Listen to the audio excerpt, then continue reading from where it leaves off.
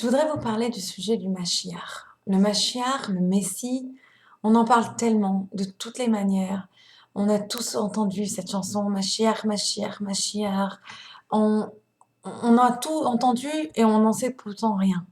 On ne sait pas vraiment qu'est-ce qui est vrai, qu'est-ce qui est le mythe, qu'est-ce qui est la réalité, qu'est-ce qui est la fable, qu'est-ce qui est écrit dans la Torah. Donc essayons ensemble d'étudier ce sujet de Mashiach. Et pourquoi je choisis ce sujet de Mashiach cette semaine? C'est parce que dans quelques jours, nous avons la fête de Tisha B'Av. Tisha B'Av, nous pleurons sur la destruction des deux temples. Le premier temple a été détruit, le deuxième temple a été détruit à Tisha B'Av. Et en même temps que nous pleurons sur la discussion, sur la destruction des temples, nous espérons la reconstruction du troisième temple. Nous avons cette promesse que le Mashiach, le Messie va venir, qu'il va y avoir la rédemption et que le troisième temple va être reconstruit avec la présence d'Hachem sur terre. Et on voit que cette notion de Mashiach, cette notion de Jérusalem, de construction du temple, ça a toujours existé. C'est dans la Torah de manière très très forte. Prenez la Hamida. On dit, et dans Jérusalem, que Jérusalem va être reconstruit. On parle aussi de chez Ibané Bet Amigdash, qu'on reconstruira le Bet Amigdash bientôt. Bimera Beyamenu, rapidement, dans nos jours. Vraiment, on pense que ça, c'est quelque chose qui va arriver rapidement. On parle aussi dans la chanson Yahas et Shalom, Yahas et Shalom, c'est le futur et il y aura la paix, la paix sera faite. On parle toujours du futur. Si on parle d'un futur, c'est parce que dans la Torah, on n'est pas bloqué sur le passé, mais on est toujours centré sur ce qui va se passer dans le futur. Et c'est entre parenthèses une réponse qu'on pourrait donner à tous les détracteurs du peuple juif et du peuple d'Israël qui nous disent ah mais vous les juifs, vous êtes bloqués sur l'Holocauste. Non, c'est pas vrai. Nous, le peuple juif, nous étudions le passé, nous n'oublions pas le passé, mais pour mieux avancer dans le futur. Oui, nous pleurons le 9 Av, Tisha B'Av, pour la destruction du premier et du deuxième temple, mais en même temps, nous avons en nous cet espoir très très très très fort pour la reconstruction du troisième Beth Amikdash et la venue du Mashiach. Maintenant, nous disons que le Shabbat avant Tisha B'Av, chaque juif il va avoir la vision du troisième temple. Bien sûr, on ne parle pas seulement d'une vision quand on va fermer nos yeux, on va voir le troisième temple apparaître devant les yeux, mais c'est une vision spirituelle. Et on compare cette idée à une parabole, une histoire. On raconte l'histoire d'un papa qui avait créé 3 habits pour son enfant. Et il a donné le premier costume à son fils a couru partout et boum, il lui a déchiré le costume. Quand il est revenu, le papa lui a dit ok, je te donne une autre chance, je te donne un deuxième costume. L'enfant a mis le deuxième costume tout content et il est revenu encore quelques temps après avec le costume déchiré. Quand le papa a vu cet enfant revenir une deuxième fois avec le costume déchiré, il lui a fait un troisième costume. Mais ce troisième costume, il ne lui a pas donné. Il lui a montré, il l'a accroché, il lui a dit regarde, ce troisième costume, il sera à toi quand tu seras prêt à porter ces habits sans les abîmer. De la même manière, nous avons eu le premier temple, le premier Beth Amikdash. Nous avons eu le deuxième temple, le deuxième Beth Amikdash. Et nous avons laissé ces temples se faire détruire à cause de la haine gratuite. Dieu ne pouvait pas rester avec nous parce qu'il y avait une haine entre les gens. Au lieu que les gens s'entendent et s'aiment, ils se sont tous mis à se disputer et à se détester. Et donc Dieu ne pouvait plus rester parmi nous, donc il a laissé nos ennemis détruire les temples. Et donc Dieu nous montre cette vision, le Shabbat avant Tisha B'Av. Il nous dit écoute, je vais te le redonner le troisième temple, il arrive, mais il faut que tu le mérites. Comment tu vas le mériter? Vu que les temples ont été détruits par la haine gratuite, si tu commences à aimer les autres autour de toi de manière gratuite, alors là, je te donnerai le troisième temple. Et donc, c'est une vision très, très, très profonde que nous recevons. Maintenant, est-ce que cette idée, elle est écrite quelque part, l'idée du Mashiach, du Beth Amikdash, est-ce qu'elle est écrite dans la Torah? Est-ce qu'elle est reconnue par les sages? Oui, tout à fait. C'est écrit dans la Torah et c'est aussi reconnu par les sages. Le Rambam Maïmonide, qui est un grand, grand philosophe, un grand scientifique, un docteur, c'était pas quelqu'un qui s'amusait avec des fables. Il a écrit 13 articles de foi. Et ces 13 articles de foi, il nous dit, c'est comparé à la croyance en la Torah. Il nous dit que celui qui ne croit pas dans ces choses-là, c'est comme s'il ne croit pas dans toute la Torah, qui ne croit même pas en Dieu, qui ne croit même pas à l'existence de Dieu. Et quels sont ces 13 articles de foi? Par exemple, un des articles de foi est de croire en un seul Dieu, un monothéiste. Un deuxième article est la chanson connue Ani ma'amin be'emuna shelema beviat hamashiach ve'af al pi sheitmamea im kol ze achakelo. Ani ma'amin im kol ze achakelo bechol yom she'avo. Je crois en la venue du Mashiach. Et même s'il tarde, malgré tout, je l'attendrai jusqu'à qu'il arrive. Chaque jour, je l'attendrai jusqu'à ce qu'il arrive. Un des autres articles de foi, c'est de croire en la résurrection des morts. Donc on voit ici que Maïmonide, le Rambam, compare cette croyance à la croyance en toute la Torah et à la croyance en Dieu lui-même. Et pourquoi c'est tellement important de croire en Mashiach? Qu'est-ce qui va se passer quand Mashiach va venir? C'est quoi Mashiach? Est-ce que c'est boum, une explosion, un miracle, et le Mashiach il arrive? Ou est-ce que Mashiach c'est quelque chose de beaucoup plus profond? Alors essayons d'étudier ça ensemble. Tout le monde a une opinion différente sur Mashiach. Vous savez, c'est comme ça avec les Juifs. Il y a cette histoire qu'on raconte là. Les deux blagues, on raconte qu'il y a un bateau qui est venu pour sauver Robinson Crusoe. Et quand ils sont arrivés dans l'île de Robinson, il y avait 2 cabanes. Ils ont dit, mais Robinson, pourquoi 2 cabanes? Il a dit, parce que ça, c'est la synagogue où je vais, et ça, c'est la synagogue où je vais pas. Et on dit un peu, c'est comme ça les Juifs. On adore être tous pas d'accord. Donc, on va voir qu'il y a beaucoup d'avis différents sur le Mashiach. Mais l'avis que je vais discuter ce soir, c'est l'avis qui est rejoint par la plupart des rabbins, la plupart des commentateurs. Et avant de commencer, laissez-moi vous raconter une petite histoire sur cette croyance. À quel point cette croyance elle est importante. On sait que le Rabbi Lubavitch, il a beaucoup parlé du sujet du Messie, du sujet du Mashiach. Et le Rabbi Lubavitch nous a beaucoup rappelé et dit et redit qu'il était important de croire en Mashiach, que si on voulait que Mashiach arrive, il fallait qu'on croie, comme ces articles de croyance de Maïmonide, il fallait croire de manière très forte que Mashiach va venir. Et un jour, un rabbin qui est parti le voir, il lui a dit, Rabbi, je comprends pas. Moi, je crois que Mashiach va venir. Je crois profondément. Et pourtant, Mashiach ne vient pas. Le rabbi l'a regardé, il lui a dit, écoute, avant que je te réponde, je peux te demander un service? Il lui a dit, bien sûr. Il lui a dit, écoute, j'ai cette personne-là à qui j'ai besoin que tu prêtes beaucoup d'argent. Et j'ai vraiment besoin que tu lui prêtes beaucoup d'argent. Est-ce que c'est possible? Il lui a dit, bien sûr, Rabbi, dites-moi la somme et j'aiderai la personne. Vous savez, Rabbi, je fais tout ce que vous voulez. Le Rabbi a dit, ok, il n'y a pas de problème. Alors, tu vas lui prêter tant et tant, 100 000 et quelques dollars et il te remboursera si Dieu veut quand Mashiach viendra. Alors, il a fait une sale tête. Le Rabbi a dit, mais je pensais que tu croyais en Mashiach. C'est facile de dire je crois en Mashiach. Mais il faut croire en Mashiach profondément dans son cœur. Et ça, c'est une toute autre histoire. Alors, essayons ce soir de mieux comprendre ce sujet pour mieux y croire, pour mieux le faire venir. On raconte l'histoire de Rabbi Levi Yitzhak de Berditchev, qui disait, il avait un voisin à lui qui était un athéiste, un athée, complet athée. Et il lui a dit, moi, je ne crois pas en la Torah, je ne crois pas en Dieu, laisse-moi tranquille. Et un jour, les grandes fêtes venaient, la fête de Yom Kippour, et ce rabbi, il est parti voir cet homme, il lui a dit, dis-moi, viens avec moi à la synagogue. Il lui a dit, tu sais que le Dieu, ce Dieu-là, moi, j'y crois pas au Dieu, là, j'y crois pas à ce Dieu-là. Et Rabbi Levi Yitzhak de Berditchev, il lui a répondu, ce Dieu dans lequel tu ne crois pas, moi aussi, j'y crois pas. Qu'est-ce que ça veut dire? Ça veut dire que la définition de Dieu, elle peut se comprendre, elle peut se définir de manière différente. Si toi, tu crois que Dieu, c'est quelqu'un qui t'envoie un éclair pour te punir, que c'est quelqu'un qui va faire des bimes et des boums, mais moi aussi, je crois pas à ça. Moi, je crois pas à ce genre de Dieu.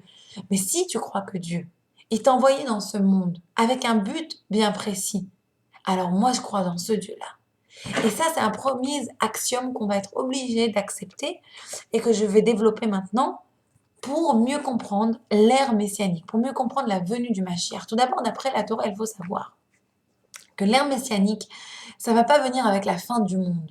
Dieu n'a pas créé le monde pour le détruire. Ça, ce n'est pas une vision toradique. Ce n'est pas une vision de la Torah, l'Apocalypse. On va rentrer dans une ère messianique avec une nouvelle conscience.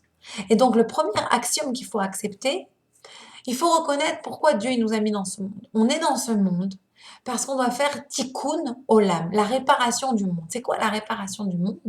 Quand Dieu a créé le monde, c'était censé être un monde parfait avec toute la spiritualité qui était concentrée dans le jardin d'Éden. Et puis Adam et Chava, Adam et Ève, ont fait donc un péché, ils ont mangé de la pomme interdite. Donc toute cette spiritualité, tout ce monde-là, il a été entre guillemets perdu, il est tombé dans le monde matériel. Toute cette spiritualité, ces étincelles de spiritualité qui étaient dans le Gan Eden, dans le paradis, ils sont tombés dans le monde matériel. Adam et Ève, Adam et Chava ont été envoyés dans le monde matériel avec comme mission d'aller dans le monde et de se d'habiter le monde et de récupérer ces étincelles divines et de ramener ces étincelles divines vers le ciel, de transformer le matériel en spirituel. Un exemple pratique, comment transforme-t-on le matériel en spirituel? Tout simplement, je prends une pomme, un objet matériel, je fais une bénédiction avant de la manger, j'ai transformé cette pomme en spirituel. L'étincelle divine qui était dans la pomme, je l'ai libérée et j'ai laissé cette étincelle divine remonter à sa source. Donc, le but du monde, le but de la création du monde, c'était ça. C'était faire tikkun olam. On est dans ce monde, c'est un processus depuis la création du monde qui est d'améliorer ce monde. Et chaque personne, elle a dans sa tête une manière différente de comment elle va vouloir améliorer le monde. Parce que chaque personne, elle a un espoir, elle a une idée folle. Chaque personne, elle a une envie spéciale. Et c'est impossible de dire que personne n'a envie. Tout le monde a cette envie spéciale. Il y a par exemple ce docteur, il y avait un rabbin qui s'appelait Rabbi Shimon Jacobson. Et ce rabbin-là, il avait un docteur qui venait très souvent à ses cours. Et ce docteur se vantait d'être athée. Et le rabbin lui disait, mais pourquoi tu viens à mes cours si tu ne crois pas en la Torah? Il lui dit, parce que j'ai envie d'écouter. Et le rabbin lui a dit, écoute, je vais te prouver que tu n'es pas athée. Et il a dit, comment? Il a dit, qu'est-ce que tu fais toi dans la vie? Il a dit, moi je suis docteur. Je suis docteur. Il a dit, mais c'est quoi ton rêve? Il a dit, mon rêve c'est quoi? C'est de créer des vaccins qui vont enlever toutes les maladies du monde. C'est ça mon rêve. Il lui a dit, mais qui c'est qui te dit que ça va réussir? Qui te dit que tu vas réussir à enlever tous les vaccins? Enlever toutes les maladies, à créer tous ces vaccins. Et le docteur lui répond, mais moi je sais qu'un jour, il n'y aura plus ces maladies-là. Je sais qu'un jour, nos vaccins ils vont réussir à les combattre. Et le rabbin lui répond, eh bien c'est pareil avec le Mashiach. Si tu es capable de croire qu'un jour, toutes les maladies vont disparaître, tu dois être capable de croire aussi en un monde meilleur, en un monde de Mashiach. Tu peux pas venir me dire que tu es athée. C'est quoi quelqu'un qui est athée? C'est quelqu'un qui n'a aucune passion, qui n'a aucune envie, qui n'a aucun espoir dans la vie, qui n'est pas fanatique. D'ailleurs, c'est marrant, parce qu'on dit toujours des religieux qui sont fanatiques, mais fanatique, c'est une abréviation pour le mot fan. Pardon, le mot fan, c'est une abréviation pour dire fanatique. Par exemple, un fan de sport. Par contre, vous entendrez jamais qu'on dit un fanatique de sport. Mais par contre, on dira un fanatique religieux. On dira pas un fan religieux. Donc, on voit ici que tout le monde a un espoir un peu fou. Et si chacun, il recherche à l'intérieur de lui et il voit quelle est la raison pour laquelle il va vouloir Mashiach. Alors, au lieu de regarder ce sujet de Mashiach avec apathie, au lieu de regarder cela sans passion, la personne, elle va avoir un intérêt. Si vous pensez, pourquoi vous avez envie que Mashiach vienne? Et vous gardez cette idée fraîche dans votre cerveau, dans votre tête. Alors, vous allez travailler avec passion pour faire venir Mashiach plus vite. Et je vais arriver dans quelques temps et je vais vous dire comment faire venir Mashiach plus vite. Mais avant tout, il faut avoir la passion. Il faut le vouloir, Mashiach. D'ailleurs, il y a cette histoire qu'on raconte, on dit quelle est la différence entre l'apathie et l'ignorance. On dit un jour à un ami qui a deux copains qui parlaient et un qui dit à l'autre, mais dis-moi, c'est quoi la différence entre l'apathie ou l'ignorance? Et son copain lui répond, je ne sais pas et je m'en fous. L'apathie, c'est de dire je m'en fous. L'ignorance, je ne sais pas. Ne pas savoir, c'est pas grave. L'ignorance, on peut toujours apprendre. Mais savoir et ne rien faire, là, on a un problème. C'est pour ça que ce soir, je veux vous donner un peu plus de savoir sur ce sujet de Mashiach, mais j'attends de vous que vous ne soyez plus apathique. J'attends de vous que vous mettez votre passion dans ce sujet. Il faut que vous vouliez Mashiach si vous voulez que Mashiach va venir. Si vous voulez que Mashiach vienne, si vous voulez faire venir le Mashiach, il va falloir que vous le vouliez. Et pour le vouloir, ce que je vous conseille encore une fois, c'est de rechercher qu'est-ce que vous avez envie, qu'est-ce qui va changer quand Mashiach viendra, que vous avez tellement envie. C'est ce qui va faire que vous allez vouloir Mashiach pour que ces choses-là, comme ce docteur qui voulait que toutes les maladies disparaissent. Alors pour ça, ça vaut la peine de vouloir Mashiach. C'est ça, cette passion qu'il a trouvée. Le deuxième axiome, la deuxième idée sur laquelle on doit être content pour faire venir Mashiach, c'est qu'on nous dit toujours, quand Mashiach va venir, le monde sera parfait. Qu'est-ce que ça veut dire le monde parfait? Pourquoi on a besoin d'un monde parfait? Alors il faut comprendre qu'est-ce qui est imparfait d'abord dans ce monde-là dans lequel on vit.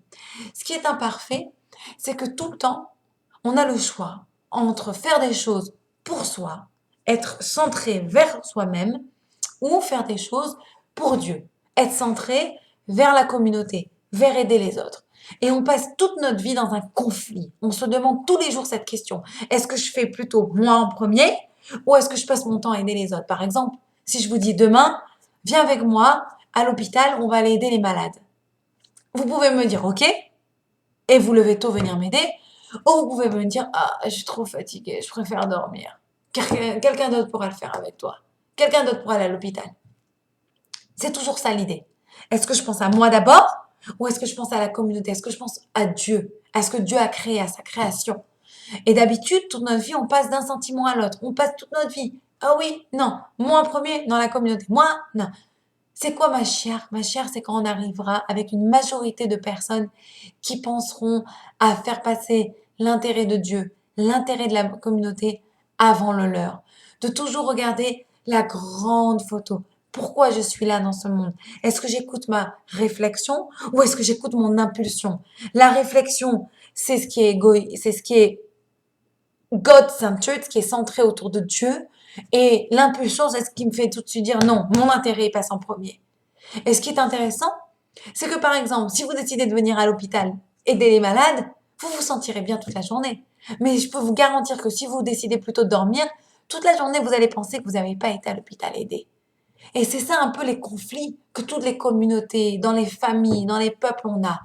Que au lieu d'essayer d'aider et de voir quel est le but de chaque personne sur la terre, quel est le but de chaque peuple, quel est le but de chaque chose, on est plutôt en train de voir où elle est ma place. Pourquoi on me prend ma place? Moi, moi, moi. Et donc c'est cela le monde de ma chère. C'est quoi un monde parfait? C'est un monde avec l'accumulation d'une multitude de gens qui suivent leur âme plutôt que leur désir égoïstique, leur désir matériel. C'est comme pour les Legos, ça s'accumule, ça monte, ça monte, ça monte. Ce qui est très joli, c'est qu'on avait demandé en anglais, on dira Michelangelo, mais on dit en français Michelangelo. On lui a demandé comment tu fais pour sculpter toutes ces belles choses, tous ces anges. Et il leur répond, quand je tape dans la pierre, ça libère l'ange. L'ère messianique, c'est quoi? C'est quand on libère ces anges qu'on a à l'intérieur de nous. Quand on libère à l'intérieur de nous, on a cet ange-là, cette présence divine, cette chose qui fait qu'on a envie d'aider l'autre, qu'on a envie d'être gentil, qu'on a envie d'être bon. Cette chose-là qui est à l'intérieur de nous. Et c'est comme ça qu'on arrive à la changer. Quand on fait des mitzvot, quand on fait des bonnes actions, quand on donne la charité, on libère cette étincelle divine. Et si on libère toute cette étincelle divine, on permet à toutes ces étincelles divines de revenir vers leur source, de revenir vers Dieu, quand toutes les étincelles divines, elles vont être rassemblées, alors là, on arrive dans l'ère messianique. Là, le Mashiach, il peut venir. C'est une conclusion naturelle. C'est comme une explosion volcanique. Ça s'accumule, ça s'accumule, ça s'accumule, jusqu'à ce que ça explose. Et c'est très critique de comprendre cette idée, car Mashiach, c'est pas attendre quelque chose de miraculeux, boum, ça explose. On verra, ok, Mashiach, il va venir, magnifique. Non. Mashiach, c'est comprendre que c'est à nous de travailler, c'est à nous de faire ressentir ces étincelles divines, et cette ère de Mashiach, cette ère messianique, elle arrivera de manière naturelle. C'est un monde où le spirituel, il dominera le matériel. Le matérialisme, il sera vu comme un moyen et non plus comme une fin en soi. Et quand le Mashiach viendra, on dit qu'on étudiera la Torah. La Torah, le savoir, il remplira la terre comme l'eau, elle recouvre la mer, à tel point. Et Maïmonide encore, le rabbin, il nous dit qu'on passera notre journée à essayer de comprendre la grandeur de Dieu, à essayer de comprendre Dieu. Et il y aura plus de jalousie, il y aura plus de famine, il y aura plus de compétition, il y aura plus de guerre. Le loup et l'agneau seront amis. Mais tout cela, ce sera pas clic-clac, ça arrive comme un miracle, mais ce sera un résultat, puisque nous penserons plus à l'intérêt de Dieu, à l'intérêt des autres, avant de passer le nôtre toujours en premier. Alors évidemment qu'il y aura plus de guerre, alors évidemment qu'il y aura plus de jalousie, alors évidemment qu'on trouvera des solutions pour se battre contre la famine. Ça veut dire que tous ces miracles-là, ça arrivera de manière naturelle, parce qu'on va travailler pour cela. Mashiach, il va venir ici pour nous rappeler le but de la création. Le but de la création, c'est quoi? C'est d'accomplir la volonté divine sur terre. Et ça va entraîner les gens à ne plus vouloir se battre. Ça va entraîner le monde à devenir un monde parfait, un monde meilleur. C'est comme des notes de musique dans une symphonie. Ce qu'on réalise pas, c'est qu'on est tous une note de musique. Donc, on pense tous à notre note. Mais en fait, on fait une grande symphonie. Tout le monde, c'est une grande symphonie, une grande musique. Si chacun y réalise ça, Alors on pourra jouer la mélodie qui va nous emmener à la venue du Messie, à la venue du Mashiach. En même temps, on dit que Mashiach, c'est comparé à une grossesse. Et que maintenant, on est dans les douleurs de l'accouchement, les dernières contractions, avant l'expulsion du bébé. Et ça fait mal. C'est pour ça qu'on entend tellement de souffrances. Des attentats en Bulgarie, des attentats au Colorado. Malheureusement, tellement de gens qui meurent. Et ça fait mal, ça. Ça résonne en nous, parce qu'on a des bonnes valeurs à l'intérieur de nous. Mais qu'est-ce qu'on fait avec ça? Il faut qu'on essaye de transformer le monde. Quand on est venu voir le rabbi de Lubavitch, et on lui a dit, qu'est-ce qu'on va faire pour amener Machir plus vite? Il a répondu, la seule chose à faire, c'est faire plus d'actes de bonté et de générosité. Si chacun d'entre nous, il a cet effet papillon. C'est quoi l'effet papillon? On te dit, si un papillon, il bat de l'aile quelque part d'un côté de la planète, ça peut changer des choses de l'autre côté de la planète. Son petit battement d'aile à un papillon, ça va changer des choses, ça va faire une suite de choses qui vont avoir des reportés jusqu'à l'autre bout de la planète. C'est la même chose. Si chacun de nous, il commence à faire une petite bonne action, si chacun de nous, il fait un acte de générosité, un acte de bonté, et bien ça va faire un effet papillon. Et ça va faire qu'on va réussir à entraîner le monde entier avec nous. Faut pas attendre que les autres y changent. Commençons-nous à emmener de la bonté dans le monde. Commençons-nous à changer. Et on arrivera à changer les autres avec nous. Rappelons-nous qu'on est chacun une partie de cette symphonie. Je pourrais vous donner un autre exemple. Dans un corps, chacun des organes, il respecte le rôle des autres organes. Chaque main, les yeux, tout se respecte, il n'y a aucun problème. C'est si on était tous pareils, si on comprenait que chaque personne du monde, c'est comme un autre organe d'un corps. Alors chacun, il se respecterait. Chacun, il arriverait à avancer encore mieux. On dit dans l'ère messianique, qu'est-ce qui est écrit dans la Torah? C'est écrit que Élie-Navi, le prophète Élie, viendra pour nous annoncer le Mashiach. Quand le Messie, quand le Mashiach viendra, on reconstruira le Beth Amikdash, qui deviendra une maison de prière pour toutes les nations. Tout le peuple juif sera rassemblé et sera amené en Israël. Il y aura beaucoup de miracles, comme j'ai dit. Le loup sera mis avec l'agneau. Il y aura plus de guerre, plus de famine, plus de maladies. Il y aura la paix, la prospérité. Il y aura la résurrection des morts. Chaque âme qui ait jamais vécu, elle sera ressuscitée dans le corps même dans lequel elle a vécu et elle est morte. Donc si une âme, elle a été réincarnée 4 fois et elle a vécu dans 4 corps, ces 4 corps-là il y aura la résurrection des morts, on va faire revivre ces corps-là et ces 4 personnes par exemple. Donc, le corps et l'âme, il faut se rappeler, ils sont les partenaires quand ils font des bonnes actions. Et c'est pour ça qu'on fait la résurrection des morts, on remet en vie le corps et l'âme. D'ailleurs, il y a un point sympathique, très simple, qu'on dit dans le Shir HaMa'alot qu'on chante avant de faire Birkat Hamazon. On dit Az imale srok pinu. Et voilà que dans le futur, on parle dans le futur, notre bouche, elle se remplira de rire. Et on dit que ça veut dire ça. Qu'est-ce que ça veut dire notre bouche, elle se remplira de rire? Et d'après certains avis, on parle de cette période de Mashiach. Quand Dieu, il va faire revivre les morts. Pourquoi on va rigoler? Parce que des fois, malheureusement, un papa, il va mourir très jeune. Et son fils, il va mourir plus âgé. Et quand on va les faire revivre, le père, il sera plus jeune que le fils. Et ça fera rire. Az imalesrok pinu. Quand on parle de Mashiach, on dit que le Mashiach, il devra venir de la descendance du roi David et du roi Salomon, bien sûr. Ce sera la dynastie royale. Il doit avoir une généalogie qui remonte jusqu'au roi David. On dit qu'il sera plus sage que le roi Salomon et qu'il sera un prophète du niveau de Moïse, Moshe Rabbeinu. On dit d'ailleurs que depuis la destruction du temple, à chaque génération, il y a une personne qui vient de la famille de David, qui a le potentiel pour être le Mashiach. Et si les Juifs, ils sont dignes de la rédemption, alors cette personne, elle assumera le rôle et elle deviendra le Mashiach. Si malheureusement, on ne mérite pas ou on n'a pas fini ce processus de ramasser ces étincelles divines, alors il faudra attendre à une autre époque pour que le Mashiach vienne et cette personne mourra. On dit aussi que le Mashiach sera un monarque. Il va régner sur toute l'humanité avec bonté et justice. Il fera respecter les 613 commandements pour les Juifs et les 7 lois noachides pour le non-juif. Qu'il enseignera la Torah à tous les peuples. On dit aussi d'après le Rambam qu'il y a plusieurs signes pour identifier le Messie, le Mashiach. On dit qu'il n'aura pas besoin de faire de miracles. pour se faire reconnaître, mais qu'il en fera quand même et qu'on le reconnaîtra aussi par ses miracles. Et d'après le Rambam, on dit que la personne Mashiach devra être un leader juif, donc un chef, qui étudiera la Torah, qui sera un exemple lui-même, comment il observe la Torah, comment il fait les mitzvot, quelqu'un qui peut influencer les juifs à suivre les voies de la Torah, et qui va se battre pour Dieu. Pas, nous on n'y croit pas au djihad et à guerre sainte. Quand on dit se battre pour Dieu, c'est-à-dire qu'il va se faire respecter par toutes les nations du monde. Que toutes les nations du monde, elles vont réussir à le respecter. Et ça va être un signe que cette personne, ce sera le Mashiach. Si la personne a réussi tout cela, et elle reconstruit le temple de Yerushalayim, de Jérusalem, et elle ramène tous les Juifs en Israël, alors là, nous serons certains que cette personne sera Mashiach. D'après la Gemara Sanhedrin, Mashiach peut avoir un de ces 4 prénoms.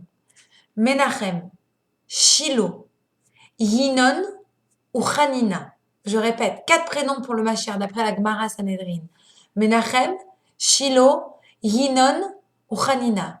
Ce qui est très intéressant, c'est que si vous prenez la première lettre de chacun de ces mots en hébreu, ça va donner Mashiach. Même pour Menachem, Shin pour Shilo, Yud pour Yinon, Chet pour Hanina. Si vous voyez, ça fait le mot Mashiach. Et c'est intéressant que ce sont les 4 noms qu'on nous donne. Et Rashi va un peu plus loin, il explique que chaque école, elle choisit son maître. C'est-à-dire que c'est une coutume que les élèves, ils disent que leur maître c'est Mashiach. Et après, je vous ai donné tous ces signes et que je vous ai expliqué ce que Rashi dit, que chaque école, elle choisit son maître. Et on voit cela pour plein de sages. Par exemple, pour Rabbi Yitzhak Luria, ses élèves, ils ont voulu le décréter Mashiach, le Baal Shem Tov, le Gaon de Vilna, Rabbi Chaim David Azoulay. Tous ces grands saints-là, leurs élèves, ils leur ont dit que c'était eux les Mashiach. Ils ont voulu qu'ils se révèlent. Et on peut comprendre aussi, on peut ajouter à cette liste le Rabbi de Lubavitch, que les élèves du Rabbi Lubavitch, ils ont voulu qu'il soit Mashiach. Parce que quand tous les élèves, ils voient que leur maître, il a ces signes-là, alors ils le nomment Mashiach. Ils lui demandent d'être Mashiach pour venir emmener sur la terre la rédemption finale. Il y a un autre signe qu'on donne justement pour le Mashiach. On dit que ça doit être un berger fidèle qui se soucie de son peuple, qui se soucie du peuple juif, qui se porte volontaire même pour subir des tourments, pour enlever du malheur ou du mal aux autres juifs. Et il y a autre chose qu'on peut se demander sur le Mashiach qu'on dit aussi. On se dit, mais attends, avec tout ça, nous, notre génération, elle n'est pas aussi grande au niveau spirituel que les générations précédentes. Les générations précédentes, elles avaient des grands saints, elles faisaient beaucoup plus de choses que nous. Pourquoi nous, on va mériter Mashiach et pas les autres générations? Et on peut répondre à ça par une parabole. On peut répondre à ça par une image. Prenez un nain qui est aveugle et qui essaye d'arracher des pommes d'un arbre. Il n'arrive pas. Pourquoi? Parce qu'il voit rien. Maintenant, mettez-lui, pardon, un géant, je voulais dire. Un géant qui n'arrivait pas à attraper des pommes parce qu'il était aveugle. Et mettez-lui sur ses épaules un petit nain. Et ce nain, on va lui faire attraper les pommes. Pourquoi? Parce que le nain, il voit. C'est pareil. Notre génération, c'est la génération du petit nain. Et oui, on est sur les épaules de géants. On est sur les épaules de grands saints, de grandes époques, de grandes choses. Mais c'est nous qui allons mériter la venue du Mashiach. Parce que c'est nous qui avons la vue. C'est nous qui sommes en haut de l'échelle. C'est nous qui sommes vraiment près du temps messianique.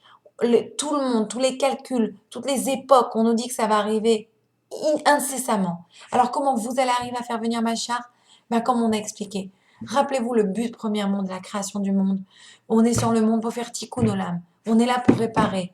Deuxièmement, pourquoi on est là aussi? Essayons de nous rappeler ça un peu ensemble. On est là parce que, on veut que ce soit un monde parfait. On veut arrêter de faire passer nos intérêts avant les intérêts des autres. Une fois que chacun il va se rappeler ça, une fois que chacun il va se rappeler pourquoi on est là dans ce monde, une fois que chacun il va essayer de faire des actes de bonté, des actes de Torah, c'est-à-dire une petite bénédiction ici, une petite bénédiction là, un petit acte de charité, un petit acte de gentillesse envers son voisin, alors là on va réussir à faire élever toutes ces étincelles divines. Quand toutes les étincelles divines elles vont être rassemblées, et là on arrivera dans l'ère messianique et on pourra mériter la venue du Mashiach avec un monde, comme on a dit, parfait, sans famine et, nous l'espérons, sans maladie. Shabbat Shalom.